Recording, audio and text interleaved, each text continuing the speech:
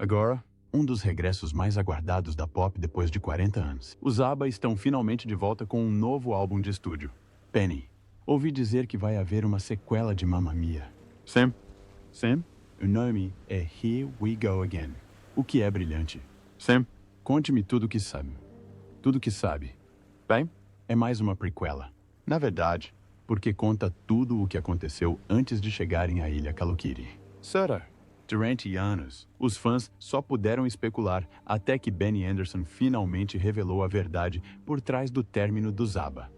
Ele e Frida já foram vistos como o casal perfeito, adorado por milhões. Mas a porta fechara. A sua realidade estava longe de ser perfeita. Numa rara entrevista, Benny revela o que realmente levou à separação. Foram as pressões da fama? Qual foi o ponto de ruptura? Junte-se a nós para expor a terrível verdade que Benny Andersson confirmou. O amor azedou. Na década de 1970, quando os ABBA dominavam a cena da música pop, Benny Andersson e Annie Frida Langstad, pareciam o casal perfeito. A sua história de amor desenrolou-se paralelamente à ascensão à fama, assim como a dos seus companheiros de banda, Bjorn e Agneta. Mas, por detrás das roupas brilhantes e dos sucessos, as coisas não eram tão perfeitas como pareciam. Os problemas estavam a formar-se silenciosamente e acabariam por separá-los. Benny e Frida conheceram-se em 1969, muito antes de os ABBA existirem. Na altura, Frida estava a destacar-se na cena folk sueca, e Benny, já famoso com a sua banda The Hepstars, a versão sueca dos Beatles, reparou nela num festival de música. Havia algo nela, o cabelo ruivo flamejante e a voz poderosa, que lhe chamou imediatamente a dar atenção. A faísca foi instantânea. E, finalmente, os fãs dos ABBA tinham um sonho antigo, e esta noite tornou-se realidade. A banda reuniu-se após 35 anos. Não eram apenas dois músicos, eram dois sonhadores em busca do mesmo grande objetivo. Em 1975, Frida disse a uma revista sueca que conhecer Benny parecia a escolha certa. Ele compreendia o amor dela pela música de uma forma que nunca ninguém tinha compreendido. Para Benny, não se tratava apenas do talento. Havia algo de diferente em Frida. A sua independência, a sua energia bruta. Ela não era como ninguém com quem ele já tinha trabalhado. À medida que os ABBA ganhavam forma, a relação de Benny e Frida também se desenvolvia. Enquanto Bjorn e Agneta estavam mais sob os holofotes como casal, Benny e Frida estavam ocupados nos bastidores a aperfeiçoar a música. Benny tinha o dom de criar melodias, e Frida tinha o dom de derramar pura emoção em cada nota que cantava. Juntos, ajudaram a moldar o som que tornaria os ABBA lendários. Mas a fama teve um custo. Com a explosão dos ABBA, em meados da década de 1970, a pressão começou a cobrar o seu preço. Benny, um perfeccionista, passava horas intermináveis no estúdio, obcecado por cada detalhe. A sua abordagem meticulosa à composição nem sempre agradou a Frida, que era mais espontânea e guiada pela emoção. As mesmas diferenças que antes os tornavam uma grande equipa começaram lentamente a afastá-los. Os seus problemas não estavam apenas relacionados com a música. A fama em si tornou-se um problema. Benny gostava de se manter discreto quando não estava em palco, enquanto Frida apreciava o lado social de ser uma celebridade. Os amigos começaram a notar a tensão entre eles, especialmente durante as digressões mundiais dos ABBA. Até a centelha criativa, aquilo que os unia, começou a desvanecer-se. Em 1979, as fissuras na relação eram demasiado grandes para serem ignoradas. Benny enterrou-se no trabalho, passando longas noites no estúdio. Entretanto, começaram a circular rumores sobre a sua crescente ligação com Mona Nirklet, uma funcionária da televisão que conhecera durante um especial dos ABBA. Tudo se desmoronou no início de 1981. Um dia, Benny chegou a casa e confessou a Frida que nutria sentimentos por Mona. A notícia atingiu-a em cheio. Embora tentassem manter as coisas profissionais para os ABBA, a tristeza era demasiado grande para ser ignorada. Depois de 9 anos juntos, o seu relacionamento tinha terminado. Numa entrevista aberta ao Expressen, as mãos de Benny tremiam enquanto se esforçava por explicar o que tinha corrido mal. Insistiu que ainda eram amigos, mas as pessoas próximas perceberam a dor por detrás das palavras. Para Frida, não se tratava apenas de perder um parceiro. Parecia uma traição a tudo o que tinham construído juntos, tanto no amor como na música. O término deixou uma marca nos ABBA que não podia ser ignorada. Continuaram a fazer música, Mas algo havia mudado. A faísca não era a mesma. Os dois casais que um dia definiram a banda estavam agora separados, e as suas músicas começaram a refletir essa dor. Faixas como The Winner Takes It All e When All Is Said and Done tiveram um impacto diferente para aqueles que sabiam o que se passava nos bastidores. Enquanto o mundo assistia ao desmoronar do casal de ouro do ABBA, poucos sabiam da dor que estavam a sentir. Por isso, quando o repórter Lars Johansson entrou no escritório dos Expressen naquela manhã de maio de 1981, não fazia ideia de que estava prestes a revelar uma história que mudaria para sempre a forma como os fãs viam a banda. Por dentro da entrevista do Expressen a 20 de maio de 1981, no interior de um pequeno escritório do jornal sueco Expressen, Benny Andersson estava sentado a uma secretária, mexendo nervosamente num maço de cigarros. O seu ar de confiança habitual desapareceu. As suas mãos tremiam. Os seus olhos pareciam cansados e o peso das últimas semanas transparecia em cada movimento. Durante as semanas, evitara as perguntas inevitáveis, mas agora não havia como escapar-lhes. O homem que antes dominava os palcos com facilidade estava agora inquieto, preparando-se para a conversa que tanto temia. Confessou não fazer ideia de como as outras pessoas lidavam com momentos como aquele. A sua voz era pouco mais do que um sussurro, cada palavra carregada de incerteza. O fumo envolvia-o, criando uma frágil barreira entre ele e a verdade incômoda que finalmente dizia em voz alta.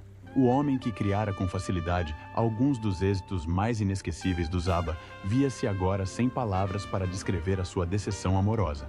A redação fervilhava de expectativa. Esta não foi apenas mais uma entrevista com uma celebridade, foi o primeiro vislumbre real da desintegração do casal mais famoso do ABBA. Durante as semanas, os fãs especularam. Os tabloides sussurraram, mas agora, Benny estava finalmente a quebrar o silêncio. Enquanto falava, as suas palavras carregavam o peso de uma história de amor que se tinha desfeito mais depressa do que qualquer um esperava. Do outro lado da mesa, o repórter ouvia atentamente, demasiado absorto no momento para reparar que o café ao seu lado estava a arrefecer. Quando o assunto Mona surgiu, Benny tentou amenizar a situação, mas as suas palavras não se coadunavam com o clima. Chamou-lhe a sua nova mulher, tentando dar uma gargalhada que não soou nada natural. A sala mergulhou num silêncio constrangedor enquanto o peso da sua confissão se instalava. Por mais que tentasse minimizar, todos conseguiam ver a tensão por detrás do seu sorriso forçado. O clima mudou quando Benny começou a falar sobre o futuro do ABBA. Por momentos, abandonou a imagem polida da banda e falou honestamente. Admitiu que não eram perfeitos e que a fama tinha as suas dificuldades. Com um toque de exaustão, brincou dizendo que não se conseguia imaginar a dançar no palco com uma barriga de cerveja aos 45 anos. Nessa mesma semana, Frida sentou-se para a entrevista, com a mesma força silenciosa que sempre a definiu. Ela falou com elegância. Sim, estou muito entusiasmada. Sabem, seria maravilhoso reencontrar os fãs, porque isso não acontece com tanta frequência. Recusando-se a remoer amarguras ou arrependimentos. Em vez disso, admitiu que, embora a separação tenha sido dolorosa, encontrou conforto em alguém novo, um empresário sueco, cujo nome preferiu manter em segredo. Havia um misto de resiliência e vulnerabilidade nas suas palavras. Já não via o casamento como algo de que necessitava, mas sim o amor. Isso ainda importava. O amor, em qualquer forma que viesse, ainda valia a pena ser mantido. O artigo do Expressen foi um ponto de viragem para os ABBA. Desfez a imagem polida, revelando que até os ícones da música enfrentaram desilusões e dificuldades. A banda continuou a fazer música durante mais 1 ano e meio, mas algo tinha mudado. A centelha, que antes os definia, estava agora tingida de uma tristeza que nem as suas músicas mais animadas conseguiam mascarar. Por detrás do sucesso estonteante dos ABBA, houve uma história que a maioria das pessoas nunca ouviu. Uma história que definiu uma das suas estrelas mais brilhantes. Como é que uma jovem, outrora tratada como estrangeira no seu próprio país, ascendeu e se tornou uma das vozes mais acarinhadas da música pop? A viagem de uma criança no meio da guerra rumo à realeza da pop. Nos últimos meses de 1945, enquanto o mundo celebrava o fim da Segunda Guerra Mundial, uma menina veio ao mundo numa pacata cidade norueguesa. O seu nome era Anni-Frid Lyngstad, mas anos mais tarde, o mundo viria a conhecê-la simplesmente como Frida. Em vez de ser recebida com carinho e celebração, o seu nascimento carregou uma sombra. Ela não era apenas mais uma criança, era um bebê de guerra, filha de uma mãe norueguesa e de um soldado alemão. Num país ainda a recuperar das cicatrizes da guerra, esta linhagem tornou-a uma pária antes mesmo de poder dar os primeiros passos. A mãe de Frida, Cindy Lyngstad, tinha se apaixonado por Alfred Haas, um soldado alemão destacado na Noruega durante a guerra. O que começou como um romance, depressa se tornou um fardo pesado. Quando a guerra terminou, o país estava desesperado por se reconstruir, e qualquer pessoa associada ao inimigo enfrentava uma reação brutal. As mulheres norueguesas que mantinham relações com soldados alemães eram rejeitadas, rotuladas de traidoras e tratadas com hostilidade aberta. Os seus filhos, inocentes, mas indesejados, carregavam o peso desse ódio. Para Frida e a mãe, a vida na Noruega do pós-guerra não foi nada fácil. Quando era pequena, Frida cresceu a acreditar que o seu pai tinha morrido na guerra. Era a história que a sua família lhe contava, uma forma de a proteger de uma verdade muito mais complexa.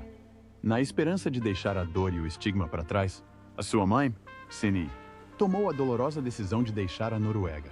Sem nada além da esperança de um futuro melhor, ela e Frida atravessaram a fronteira para a Suécia, estabelecendo-se na pequena cidade industrial de Torskella. A vida não era fácil, mas Cindy estava determinada a sustentar a filha. Trabalhava longas horas como costureira, costurando roupas durante o dia e deitando Frida à noite, fazendo tudo o que podia para construir uma vida em que a filha se sentisse segura e amada. Para a jovem Frida, a música não era apenas um passatempo. Era um refúgio. Num mundo onde se sentia frequentemente excluída, cantar dava-lhe um sentimento de pertença. Aos 11 anos, já subia a pequenos palcos em eventos locais, com a sua voz carregada de uma profundidade e emoção muito além da sua idade. Os habitantes da cidade notavam, mas ninguém se orgulhava mais do que a sua avó. Enquanto Cindy trabalhava longas horas para sustentar, foi a avó de Frida quem alimentou o seu amor pela música. Ela juntou o pouco que tinha para comprar o seu primeiro giradiscos, bem como alguns preciosos discos de vinil. A cada volta dos giradiscos, Frida perdia-se nas melodias, sonhando com uma vida muito maior do que a pacata cidade de Torskella. Frida partilhou em tempos, numa entrevista para uma rádio sueca em 1975, que a música era a sua válvula de escape. Ela explicou que, quando cantava, tudo o resto desaparecia. Ninguém questionava o seu passado ou as suas origens. Tudo o que importava era a música, para uma rapariga que crescera a sentir-se uma marginalizada. Aqueles momentos em palco davam-lhe uma rara sensação de aceitação. Os holofotes não julgavam, simplesmente brilhavam, permitindo que a sua voz contasse uma história muito maior do que aquela escrita pelas suas circunstâncias. Aos 13 anos, Frida não sonhava apenas com música. Estava a fazer acontecer. Montou a sua banda, as Annie Fried Four, e passou a adolescência a atuar onde quer que pudesse. Aos 16 anos, estava em digressão pela Suécia com uma big band, cantando números de jazz em salas de baile cheias. A sua voz profunda e comovente destacou-se, e não demorou muito para que os profissionais da indústria começassem a reparar. Em 1967, a EMI Records deu-lhe a hipótese de se destacar por conta própria, lançando o seu primeiro single. Foi o início de algo muito maior do que ela alguma vez imaginara. No início da década de 1970, quando os ABBA começaram a unir-se, ressurgiu uma verdade há muito enterrada sobre o pai de Frida. Uma revista alemã tinha localizado Alfred Haas, o homem que lhe disseram estar morto, apenas para descobrir que estava bem vivo e a viver na Alemanha. Frida viu-se confrontada com a possibilidade de conhecê-lo. Em 1977, foi marcado um reencontro, mas não foi o momento emocionante que se poderia esperar. Em vez disso, foi repleto de silêncios desconfortáveis, olhares estranhos e muitas perguntas sem resposta. Foi um encontro que deixou Frida a braços com emoções que não sabia como processar. Frida recordou mais tarde como o seu primeiro encontro foi como se dois estranhos tentassem reconectar-se após 3 décadas de separação.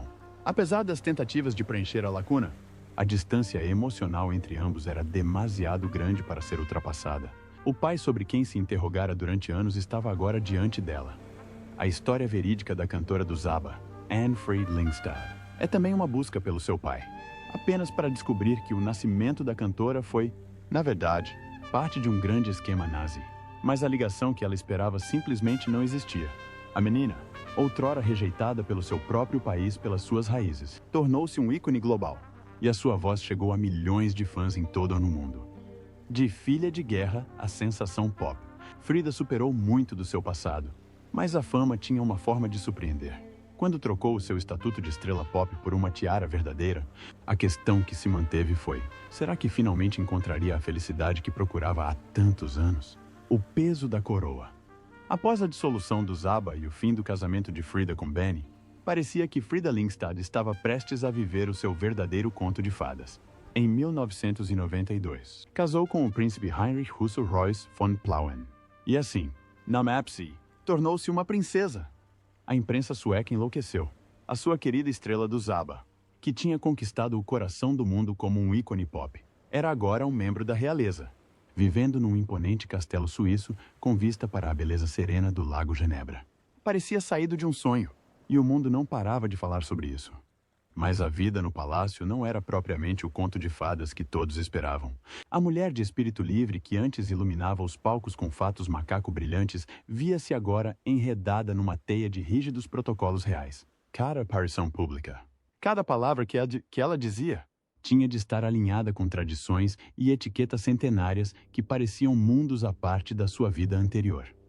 A liberdade que tinha como estrela pop foi substituída por uma pressão constante para se conformar a regras que não lhe eram naturais, levando-a a questionar se aquela vida real era realmente aquilo com que tinha sonhado. Frida explicou um dia, numa entrevista de 1993 a um jornal suíço, que a estrutura da vida aristocrática era completamente diferente de tudo o que alguma vez conhecera. A sua nova realidade estava repleta de títulos complicados, jantares formais e obrigações sociais intermináveis que pareciam um mundo distante dos holofotes a que estava habituada. O círculo social do príncipe Henrique não se assemelhava em nada ao mundo de onde Frida tinha vindo. Os estúdios de gravação e as salas de espetáculos onde ela prosperava já não existiam. Em vez disso, os seus dias eram agora preenchidos com galas de beneficência, funções diplomáticas e eventos formais. Embora Heinrich fosse muito respeitado nos círculos reais, tinha certas expectativas em relação à sua mulher, que não deixavam grande margem para a liberdade criativa que ela conhecera com ABBA, a energia vibrante de que ela desfrutava em palco, onde se podia expressar através da música e da performance. Parecia agora distante. Frida, antes livre para seguir a sua paixão, viu-se a adaptar-se a um papel mais restrito na família real, que não lhe permitia ser a mesma artista de antes. Mas nada poderia ter preparado Frida para a decepção que se abateu sobre ela em 1998. O seu mundo desabou quando a sua filha Anneliese Lotta perdeu tragicamente a vida num acidente de viação em Nova York. Anne, que tinha apenas 30 anos, não era apenas sua filha. Era a confidente mais próxima de Frida, a pessoa que sempre esteve ao seu lado e que realmente compreendia os altos e baixos da sua vida extraordinária. Anne sabia o que era testemunhar a transformação da sua mãe, de uma criança de guerra a uma sensação pop e, eventualmente, a uma princesa. O vínculo entre elas era profundo e inabalável, tornando a perda ainda mais devastadora. Frida ficou com uma sensação avassaladora de vazio que nenhuma fama ou título real poderia alguma vez preencher. A perda de Anna atingiu-a com mais força do que qualquer um poderia imaginar. Isolou-se dos olhos do público, passando a maior parte do tempo na solidão tranquila da sua casa na Suíça. O mundo glamouroso que a rodeava, desde os acontecimentos reais até a sua antiga vida de estrela pop, parecia distante e sem importância. Até os seus deveres reais, que antes exigiam a sua atenção, pareciam triviais em comparação com a imensa dor que ela carregava. Durante este período incrivelmente difícil, Frida encontrou uma fonte inesperada de conforto em alguém a quem nunca pensou recorrer. Benny Andersson. Apesar dos anos de tensão e do passado complicado, Benny procurou-a. Compreendia a pressão única de viver sob os holofotes, uma pressão que ambos conheciam muito bem. A história partilhada nos ABBA proporcionou a Frida uma ligação que não conseguiu encontrar na sua vida real. Não era o mesmo que a adoração pública ou a grandeza da sua vida como princesa. Mas naqueles momentos de silêncio, era exatamente o que ela precisava. No início dos anos 2000, Frida já tinha praticamente desaparecido dos olhos do público. Tornara-se uma presença rara no mundo que outrora a adorara. A mulher que enfrentara a rejeição em tempo de guerra, conquistara o mundo da música e casara com um membro da realeza. Encontrara consolo na privacidade. Fazia aparições ocasionais em eventos relacionados com os ABBA, mas, na maior parte do tempo, permanecia no seu tranquilo santuário suíço, longe das câmaras e das expectativas do mundo. Embora Frida se tenha afastado dos holofotes, o legado do Zaba continua a brilhar intensamente. E se pudesse experienciar a magia do Zaba de uma forma que nunca imaginou, uma nova era de música e tecnologia. A viagem do Zaba ao longo dos anos tem sido simplesmente incrível. Desde a ascensão ao estrelato nos anos 70 até se tornar uma influência duradoura na música e na cultura pop. O grupo deixou um poderoso legado. Embora se tenham separado em 1982, foi em 1974 que uma banda sueca se apresentou no Festival Eurovisão da Canção, sob os olhos do público, e finalmente separaram-se em 1982. A sua música continua a ligar os fãs através de gerações. Mas em 2021, os ABBA provaram que o seu legado era olhar para o futuro. Nesse ano, os ABBA lançaram Voyage, o seu primeiro álbum em 40 anos. Foi um grande negócio tanto para os fãs como para o mundo da música. O álbum recebeu elogios, lembrando a todos o som intemporal dos ABBA. Mas o que fez o regresso dos ABBA destacar-se não foi apenas a música, mas a forma como a partilharam. Introduziram um tipo totalmente novo de experiência de concerto com os ABBA Voyage. Uma residência em Londres, onde os seus avatares digitais, o Avatars, atuavam ao lado de uma banda ao vivo. A tecnologia por detrás do programa demorou 7 anos e 175 milhões de dólares a ser desenvolvida, utilizando a captura de movimento e efeitos especiais para fazer com que os avatares se parecessem com as versões mais jovens. Este programa é diferente de tudo o que as pessoas já viram. Os avatares de Benny, Björn, Agneta e Frida são tão realistas que é difícil acreditar que não estão mesmo ali à sua frente. A banda passou um mês com fatos de captura de movimento para garantir que as suas atuações fossem o mais realistas possível. O resultado é um espetáculo inovador que mistura os mundos real e digital da forma mais incrível possível. Desde a estreia em maio de 2022, os ABBA Voyage venderam mais de 1,3 milhões de bilhetes e tornaram-se uma sensação global. Fãs de mais de 140 países viajaram milhares de quilômetros para fazer parte deste novo capítulo da história dos ABBA. Para muitos, o concerto foi uma viagem emocionante, trazendo de volta memórias da juventude e reconectando-os à magia dos êxitos clássicos dos ABBA. A banda fez uma aparição surpresa durante o primeiro aniversário em 2023, acenando à multidão enquanto seus avatares se apresentavam no palco, criando um momento inesquecível. O concerto decorreu numa arena especialmente concebida perto do Parque Olímpico Rainha Isabel, em Londres, construída para proporcionar a melhor experiência possível ao público. Todos sentiram uma ligação com a música, potenciada pela tecnologia de ponta, mas ainda assim repleta da emoção crua de uma performance ao vivo, com uma banda de 10 elementos, efeitos visuais incríveis e uma equipe de até 200 pessoas. Cada detalhe do espetáculo une-se para o tornar numa experiência inesquecível. Os avatares não se limitam a tocar os êxitos antigos, mas também os dão vida de uma forma nova e emocionante. Cada apresentação é única, pois é moldada pela energia do público e pela atmosfera do local.